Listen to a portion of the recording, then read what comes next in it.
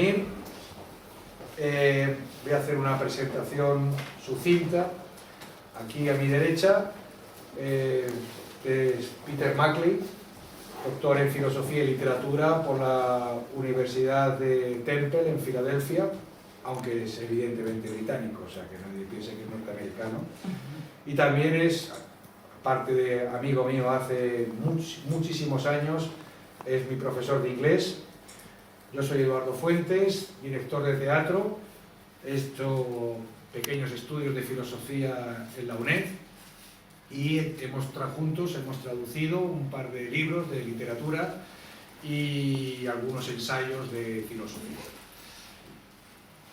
Joseph Salman Margolis, nacido en 1924 en Nueva York, paracaidista en la batalla de las Ardenas, estudió francés y español, después pasó a estudiar ingeniería, sintió que estaba perdiendo el tiempo y finalmente se dedicó a la filosofía, doctorándose en la Universidad de Columbia de Nueva York. Ha sido catedrático en diversas universidades norteamericanas como Berkeley en California, Ontario, bueno, unas cuantas, y actualmente está en la Universidad de Temple en Filadelfia, que es donde Peter conoció a Margolis y con quien habitualmente habla, se cartea y intercambian sus discrepancias y sus digresiones. Peter hace bastante tiempo me habla de Margolis y es un filósofo que aquí en España no se le conoce, no hay nada publicado de él. Hay quien le conoce, pero de oídas o porque ha mirado cosas en el extranjero. Y es un señor muy peculiar. Según él, el estado actual de la filosofía... Bueno, perdón, antes de seguir simplemente diré que esta conferencia va a durar unos 50 minutos, haremos un pequeño descanso de 5 o 10 minutos como mucho, ahí dentro hay un servicio, los fumadores podrán utilizar el descanso para fumar y después habrá un tiempo de una media hora o 3/4 para un posible coloquio, preguntas o cualquier otro tipo de comentario que queráis hacer. Podéis preguntarle a Peter, insisto, a él, no a mí. Yo estoy aquí como ayudante, leeré algunos textos del autor y nada más. Bueno, pues como decía, para Joseph Salman Margolis, el estado actual de la filosofía, las corrientes dominantes, se pueden resumir en 2 palabras: dualismo y reduccionismo. Dualismo es la doctrina según la que hay básicamente 2 elementos que son la materia y la mente. Es una doctrina que parte del pensamiento cartesiano, o sea, de Descartes, por si alguien tiene alguna duda. Y el reduccionismo es el intento de reducir todo a una ciencia, ya sea esta genética, química, física. Joseph Margolis a menudo se ha referido a sí mismo como un filósofo marciano o un filósofo bonobo, un chimpancé. Lo que es cierto es que no se trata de ningún filósofo corriente. El motivo de esta conferencia es el de acercarnos a su pensamiento concentrándonos en una sola de las grandes cuestiones de la filosofía, la de si existe algo en el universo o en el hombre que no cambia, y cómo podemos saber si es así o no. Y en el caso de que todo cambie, ¿de qué modo va a afectar dicha situación a nuestro pensamiento y a nuestras vidas? Rastrearemos el pensamiento de Margolis partiendo de los griegos antiguos, pasando posteriormente por Hegel, Darwin y Wittgenstein, viendo así cómo la idea de lo inmutable ha ido perdiendo poco a poco su encanto para los pensadores. Veremos también cómo la mayor parte de la filosofía hasta nuestros días no ha tenido en cuenta lo que es un ser humano, no ha estudiado de qué modo puede afectar la idea de persona o sujeto humano en todo lo que decimos y pensamos. Margolis se concentra en el ser humano para iniciar una nueva forma de hacer la filosofía, como vamos a ver a continuación. Para empezar, voy a leer un fragmento en el que Margolis dice acerca de la libertad. Los actos de habla son los paradigmas de la libertad y la responsabilidad humana. Son agentes capaces de hablar en los contextos habituales del discurso del lenguaje natural. Es decir, son agentes libres. El paradigma de la libertad humana no es más que la habilidad de juzgar si una proposición constatable es verdadera o falsa. La libertad es en sí misma una consideración legitimadora de segundo orden. La admisión de un mundo lebensformlich, esto es, forma de vida, implica la existencia de agentes libres. Ahora, dice Margolis, acerca de qué son cuestiones de primer y de segundo orden. Las cuestiones de primer orden son cuestiones relativas a hechos. Las cuestiones de segundo orden son cuestiones de justificación o legitimación. El agua hierve a 100 grados, esa es una cuestión de primer orden. ¿Cómo lo sabes? ¿Por qué lo dices? Son cuestiones de segundo orden. Las cuestiones de segundo orden son las de las que trata la filosofía. Acerca de existencia y realidad. Lo que existe es aquello que puede obstruirnos, pues es sólido, es material, físico, corporal. Lo que es real es un concepto mucho más amplio. Por ejemplo, el número 2 no existe, pero es real. Pensamientos, creencias, sueños son reales, pero no necesariamente existen. El hombre vive más en el campo de la realidad que en el de la existencia. Por ejemplo, las relaciones humanas son de esfera de la realidad. Son reales, pero no existen. Otro ejemplo sería la amistad. Bien, vamos a pasar a la primera diapositiva. Juan, por favor.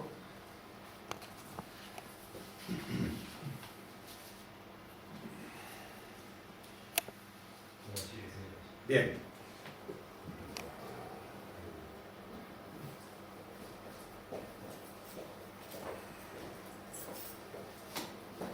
Siguiente, por favor. Esto es. Bueno, en la primera diapositiva vemos que habla de los griegos y el cambio, de lo inmutable. La primera imagen, aquí vemos lo que dijeron algunos de los más destacados filósofos griegos acerca del cambio.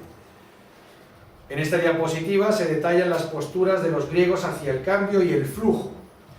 Por un lado hay un grupo.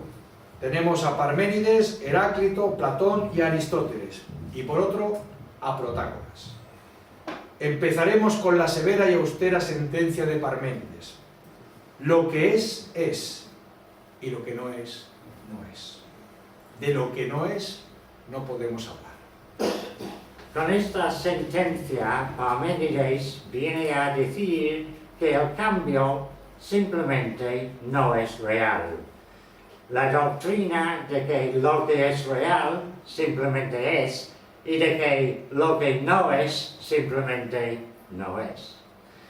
Posteriormente será Aristóteles el que puntualice que no ser puede ser entendido de muchas maneras distintas. Un gato que no es fiero no es lo mismo que un gato que no es, que es un gato que no existe. Aún así, todos los griegos, salvo Protágoras, están hechizados por la aparente inegabilidad de lo que Parménides dice aquí. Todos intentan acomodarse a ella para respetar a su venerable autoridad. Platón resuelve este dilema estableciendo dos mundos. Dice Platón, hay dos mundos, el mundo real, que no cambia, y nuestro mundo, que es solo una imagen desvirtuada del mundo real. Uno es nuestro mundo lleno de cambio, desarrollo y decadencia. El otro es el mundo de las ideas y de las formas, un ámbito en el que no hay cambio. Por ejemplo, la cabalidad de un caballo es eterna. Con su existencia-realidad, la distinción que hace Margolis, Margolis puede resolver este problema. El caballo existe, es físico, la cabalidad es real. Sin embargo, solo hay un mundo. Aristóteles, por su parte, se baja lo inmutable a la tierra. Solo podemos conocer lo que no cambia. Ahora solo existe un mundo, pero para conocerlo hemos de estudiar la esencia de cada cosa. Para Aristóteles, solo lo inmutable puede dar lugar a una ciencia verdadera. Es decir, todavía necesitamos conocer la cabalidad del caballo, su esencia. Antes que ellos, mucho antes que ellos, Heráclito ya dijo: todo cambia, pero hay una ley que gobierna el cambio. A primera vista, Heráclito, tan admirado por Nietzsche, es algo radical, pues parece sugerir que no hay nada que escape al cambio, al flujo. Por ejemplo, no podemos bañarnos 2 veces en el mismo río. Sin embargo, aquí hace trampa, pues también cree que existe el logos, una suerte de ley cósmica, que rige cómo ha de producirse el cambio, sin estar el logos sujeto a cambio alguno. Su solución nos recuerda las leyes de la naturaleza de Newton. Gobiernan todo, pero nunca cambian. Todos los filósofos que sostienen que hay algo que no está sujeto al cambio, se dice que representan la tesis árquica o del Argen. En ese sentido, veremos que Margolis y Protágoras son filósofos anárquicos. El único filósofo griego que escapa a la tesis árquica es Protágoras. En lo que parece ser un eco irónico de la tesis de Parménides, Protágoras dice: el hombre es la medida de todas las cosas, de las que son porque son, y de las que no son porque no son. Por tanto, si hay cambio o no, depende de lo que el ser humano piense, o sea, sus conceptos, o diga. Esta parece ser una singular pero muy razonable proposición a destacar, pues aparte del hombre, ¿quién o qué puede emitir juicio alguno? ¿Quién hay que pueda tomar o inventar la medida de lo que sea? Protágoras fue visto inmediatamente como una amenaza, tanto por Platón como por Aristóteles, y estos le atacaron. Curiosamente interpretaron que su tesis decía que cada individuo podría decir momentáneamente que algo es blanco y en otro momento que es negro, y así entra en contradicción. El ataque de Aristóteles fue el pionero de todos los ataques al relativismo. Básicamente el argumento es el siguiente: si se dice que todo es relativo, entonces se está diciendo que esta misma afirmación es forzosamente vinculante, inmutable y que por tanto se refuta a sí misma. Contra todo eso interviene Margolis. Dice Margolis: no es necesario conceptualmente que la realidad posea estructuras o naturaleza no cambiantes. Con esto Margolis simplemente afirma que no hay ninguna razón para pensar que exista nada que sea inmutable. Margolis defiende el relativismo en profundidad en su libro La verdad acerca del relativismo. Siguiente. Bien. El declive de lo inmutable. Poco a poco la idea de lo inmutable pierde su brillo, como vemos aquí mirando la evolución del concepto de cambio a lo largo de la historia. Ya hemos visto lo que los filósofos principales de Grecia habían dicho acerca del cambio. Parménides dice, no existe cambio. Y Platón intentó acomodarse a Parménides reservando un mundo en el que no hay cambio, diciendo, el mundo ideal de las formas no cambia nunca. Por su parte, para Aristóteles, la naturaleza humana esencial es inmutable y no cambia nunca. La idea de naturaleza humana llega incluso a nuestros días. En la Edad Media surge el Dios de Santo Tomás de Aquino, que este sacó de Aristóteles. Dios nunca cambia. El pensamiento científico empezó lentamente a reemplazar a la escolástica de Santo Tomás. Sin embargo, los científicos de turno encontraron algo que nunca cambia. Como dice Newton en el siglo XVII, las leyes naturales nunca cambian, lo cual es comparable al logos de Heráclito. Para la Ilustración, Newton era el rey y la gente llegó a quedar hipnotizada por la razón humana. Y en el siglo XVIII se sostiene que las leyes naturales y la razón humana nunca cambian. Al final del declive vemos cómo los liberales, hasta nuestros días, han encontrado un par de consolaciones dentro del mundo efímero. El liberalismo y el siglo XX afirman que las leyes naturales y el sentido común nunca cambian. El señor de la foto es un clásico liberal del siglo XX, no es nadie conocido, ¿eh? Ahora Peter va a explicar cómo estas aseveraciones acerca de lo inmutable han ido perdiendo fuerza. Esta diapositiva muestra las muchas caras de lo inmutable, lo estable, lo que escapa a la historia.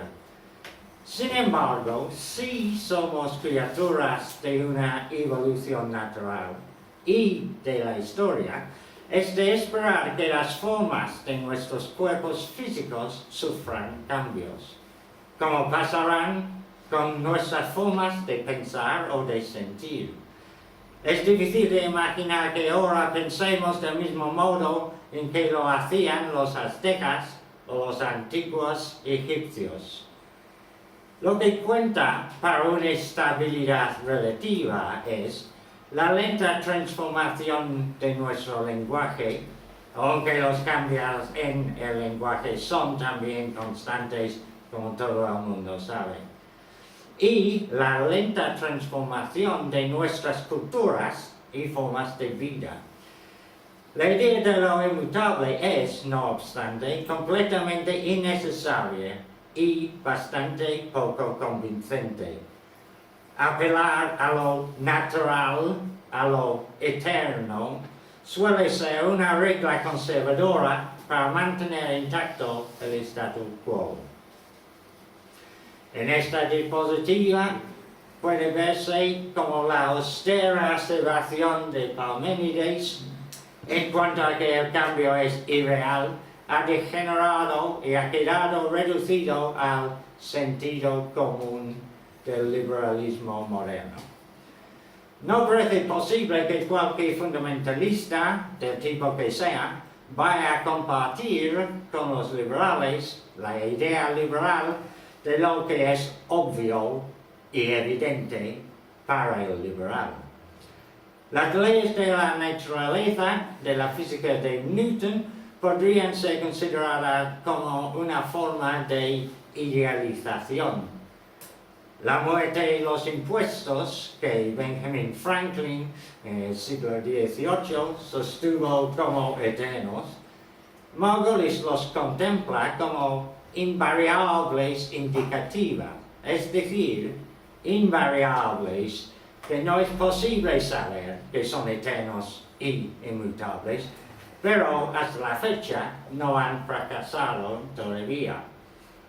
Por ejemplo, muchas tribus no han tenido ni aún tienen